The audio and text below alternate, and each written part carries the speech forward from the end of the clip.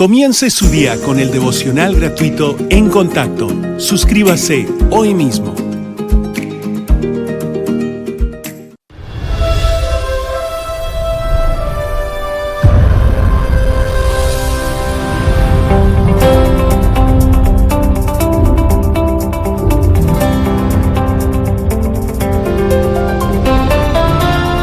En Contacto con el Dr. Charles Stanley, alcanzamos al mundo con el Evangelio de Jesucristo por medio de una enseñanza bíblica sólida. Hoy en el programa En Contacto, ausente de la fiesta. Jesucristo era un gran experto en contar historias. No solo eso, conocía muy bien a su audiencia. Al ver el capítulo 15 de Lucas, donde está nuestro pasaje, vemos que sabía bien quién estaba en la multitud, quién escuchaba y quién veía. Y ese capítulo comienza así. Se acercaban a Jesús todos los publicanos y pecadores para oírle, y los fariseos y los escribas murmuraban diciendo: Este a los pecadores recibe y con ellos come. Luego habla del hijo pródigo. Por lo general la conocemos como la parábola del hijo pródigo, y la primera parte trata de eso. Pero deseo que veamos que hay otro lado de esta historia del hijo pródigo. Sabemos la historia, que el joven decidió que había vivido lo suficiente con su familia, quería su porción de la herencia que le correspondía y decidió irse de la casa. Se fue y dice la Biblia en forma muy clara que desperdició sus bienes viviendo perdidamente, y cuando todo lo hubo malgastado vino una gran hambre en aquella provincia. Terminó empobrecido en una pocilga comiendo comida de cerdos, algarrobas. Vemos eso y luego vemos cómo al final volvió a casa y la celebración que hubo. Y pensamos qué maravillosa historia de perdón del hijo pródigo que Dios demostró mediante Cristo. Hay otra historia aquí. Y es una que no mencionamos con mucha frecuencia. Lo primero que deseo decir es que cada quien puede hallar su vida en esta parábola. Por ejemplo, está el hijo pródigo. Luego está el padre, quien lo esperó y lo perdonó. Luego está el otro hijo. Y ese otro hijo en particular es a quien deseo que veamos hoy. Hablamos del hijo que volvió a casa. ¿Y qué del otro hijo? Así que deseo que se pregunte, ¿cuál de estos personajes me describe mejor? ¿El padre amoroso? ¿El hijo descarriado? ¿El otro hijo quien no se fue de casa sino se quedó allí? Así que veámoslo por un momento. Al considerar eso, pienso en lo que sucede aquí desde el versículo 25. Y su hijo mayor estaba en el campo, y cuando vino y llegó cerca de la casa, oyó la música y las danzas. Piénselo, están de fiesta. Nadie lo ha invitado. Acaba de llegar y se enteró de que había una fiesta. ¿Qué será lo que pasa? Entonces, y su hijo mayor estaba en el campo, y cuando vino, llegó cerca de la casa, oyó la música y las danzas, y llamando a uno de los criados le preguntó qué era aquello. Él le dijo: tu hermano ha venido y tu padre ha hecho matar el becerro gordo por haberle recibido bueno y sano. Imagínese cómo se habrá sentido el hermano. Entonces se enojó y no quería entrar, salió por tanto su padre y le rogaba que entrase. Pero le contestó así. Mas él respondiendo dijo al padre: he aquí, tantos años te sirvo, no habiéndote desobedecido jamás, y nunca me has dado ni un cabrito para gozarme con mis amigos. ¿Qué clase de padre eres? Pero cuando vino tu hijo, que ha consumido tus bienes con rameras. Es interesante que no haya mencionado un montón de pecados, sino el peor.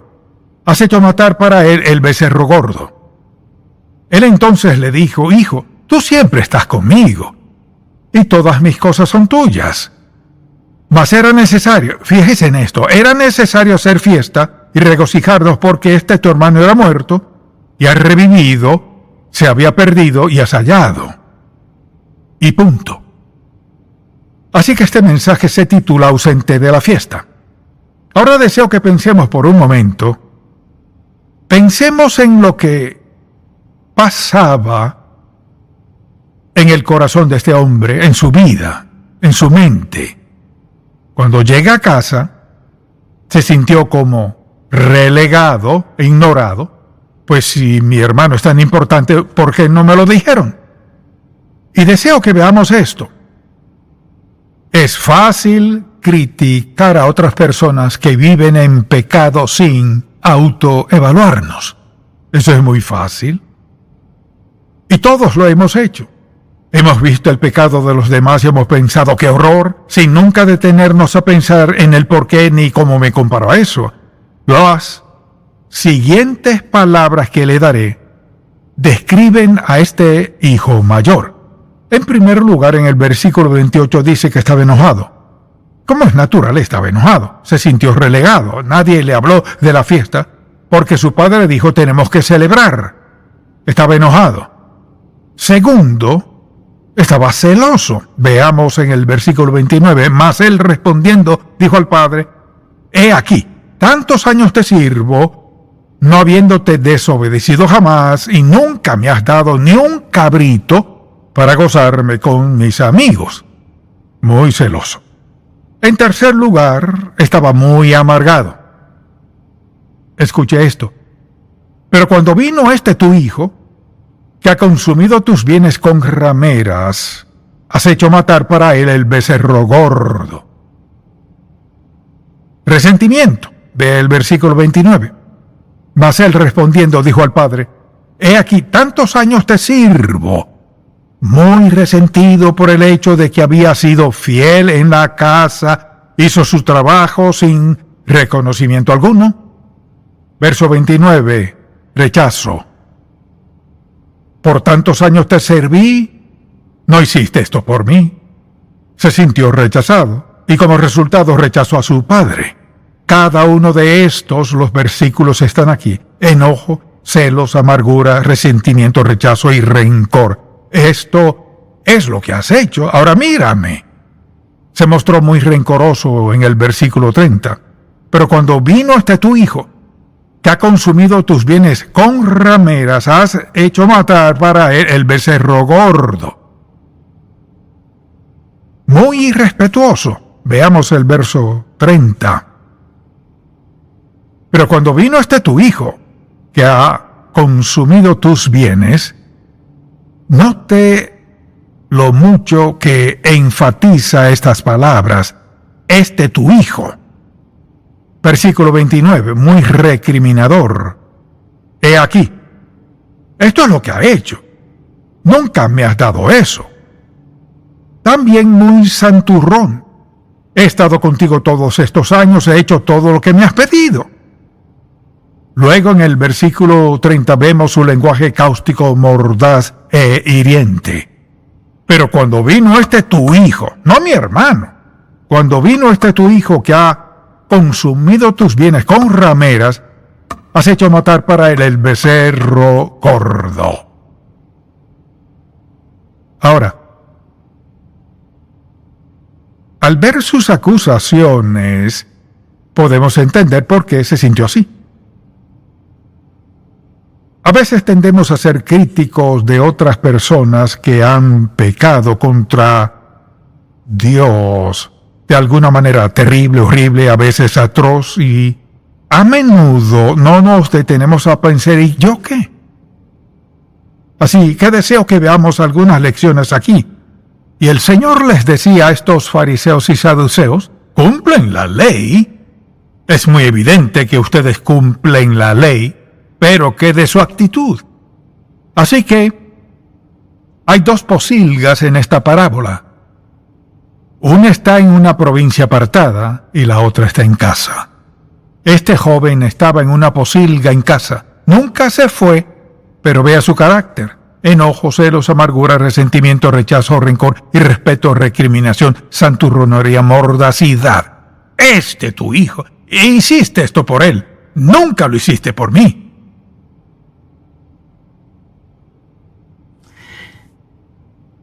Nos sentimos muy piadosos por algo. Lo que deseo que haga al ver este pasaje es examinarse. Señor, ¿tengo algo de esto en mi vida?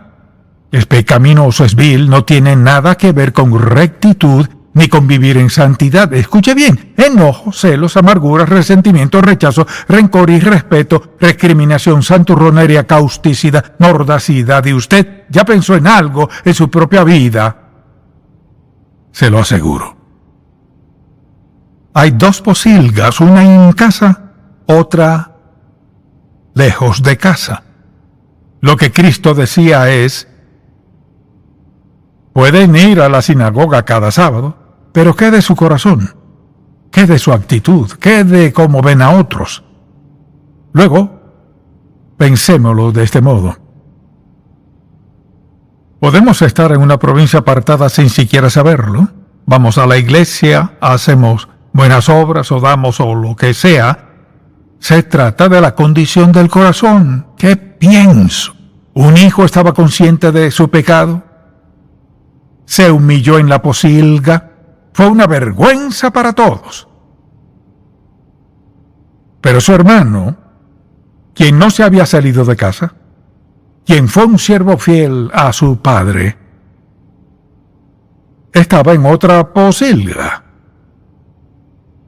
Era un santurrón y además estaba lleno de enojo, amargura, celos, resentimiento, rechazo, rencor, irrespeto, causticidad y mordacidad. Quizás alguien diga: ¿por qué sigue trayendo eso a mi mente? Pues deseo que nos examinemos y veamos si esto es cierto en nosotros. ¿No está de acuerdo en que nada de eso es propio de un seguidor de Cristo? Nada de eso es apto para una persona renacida.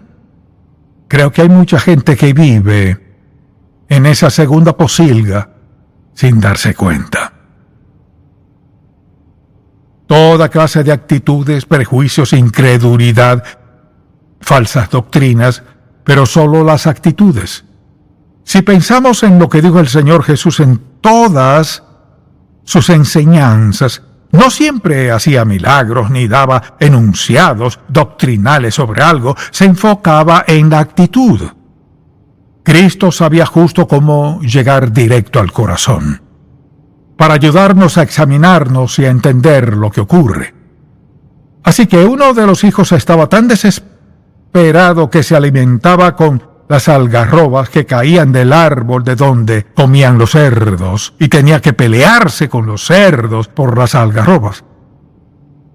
El otro podía sentarse con su gran banquete en lo físico, pero en lo emocional tenía el veneno del rencor en su corazón. Porque quizás estaba en casa, pero no había unión entre él y su padre. Tal vez hacía todo lo que el padre le decía que hiciera. Pero ¿qué de lo que sentía?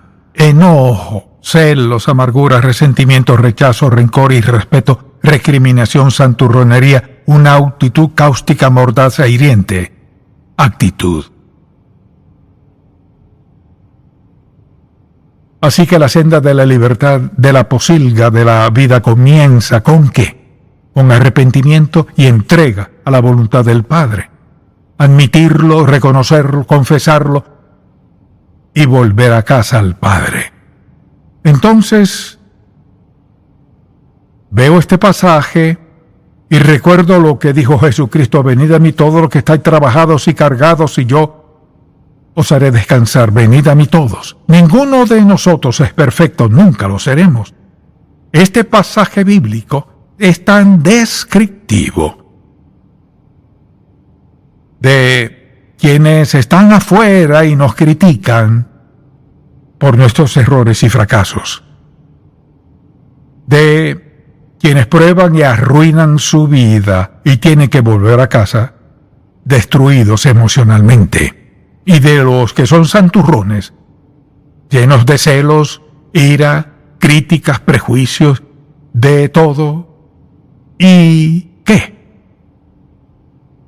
¿Cuál de los dos está en peor condición?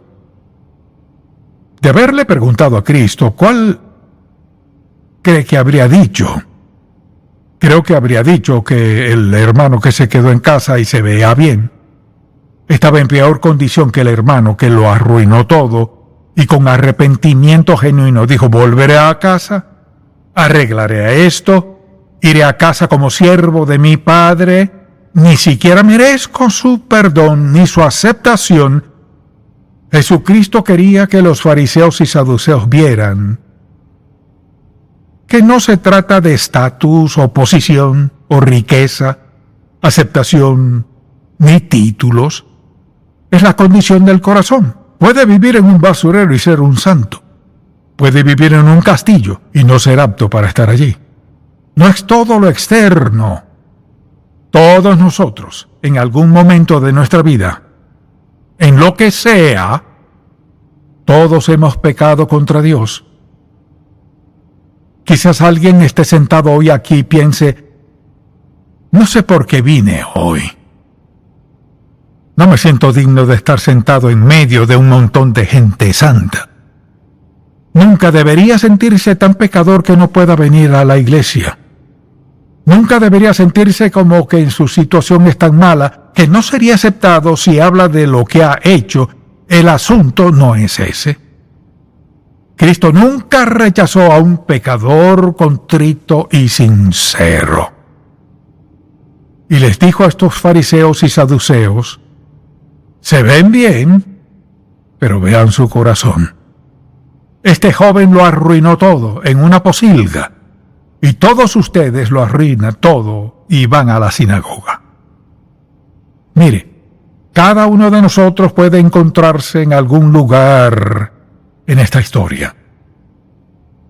Hablamos del hijo pródigo que vuelve a casa. Y este otro es el hijo pródigo que se quedó en casa. O quizás alguien piense: pero usted no sabe lo malo que soy. Dios lo sabe. Y escuche este versículo bíblico. Porque de tal manera amó Dios al mundo que ha dado a su Hijo unigénito, para que todo aquel que en él cree no se pierda, mas tenga vida eterna. No dijo excepto, sí, pero dice: ven a casa y te perdonaré. Y deseo invitarle a que le pida a Cristo que perdone su pecado. No importa cuán lejos quiera estar, si quiere estar desvalido y sin esperanza, nunca está sin esperanza mientras Dios esté, y Él siempre está, no está sin esperanza.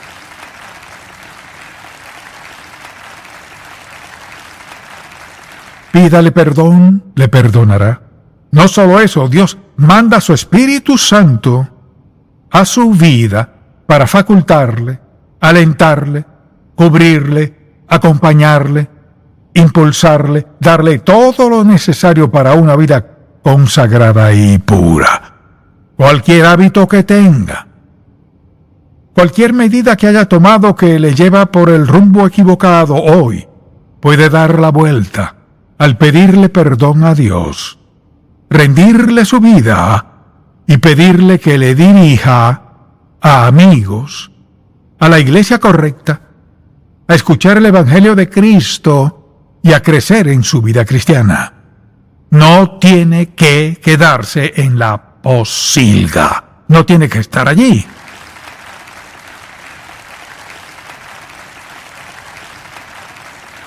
Padre, confesamos que todos estaríamos en una posilga si no fuera por tu gracia admirable que ha alcanzado nuestras vidas. Ha lidiado con nuestro pecado. Por la sangre de Cristo nuestros pecados son perdonados y nuestros nombres escritos en el libro del Cordero. Te tenemos como nuestra vida mediante el poder del Espíritu Santo. Padre, te pido que hoy nos hables a cada uno de nosotros y que seamos sinceros para contestar la pregunta. ¿Estoy en una posilga fuera de tu voluntad? Y es muy evidente que estoy fuera de tu voluntad. ¿O estoy en una posilga un tanto escondida y nadie lo sabe lo que estoy pasando? Te pido que hables a nuestros corazones, Padre. Te pido por alguien hoy aquí que ha estado escuchando o viendo y en su corazón sabe dónde está en su vida espiritual y emocional, que esté dispuesto a confesarte su pecado y reconozca que has dado gracia mediante la cruz para perdonarnos cualquier pecado y todo pecado para siempre. Dijiste, si confesamos nuestros pecados, o sea, estar de acuerdo contigo sobre ellos, eres fiel y justo, o sea, siempre podemos contar con lo que harás para perdonar nuestros pecados. No solo eso, nos limpias y limpiarnos de toda maldad, de todo pecado, y nos das un nuevo comienzo. Quizás más nadie sepa dónde estamos en las posilgas, pero tú lo sabes, Señor. Como amaste a estos dos hermanos por igual, te pedimos que donde sea que estemos, en cualquier posilga, hoy decidamos girar y volver a casa. Y gracias por un nuevo comienzo. En el nombre de Jesús. Amén.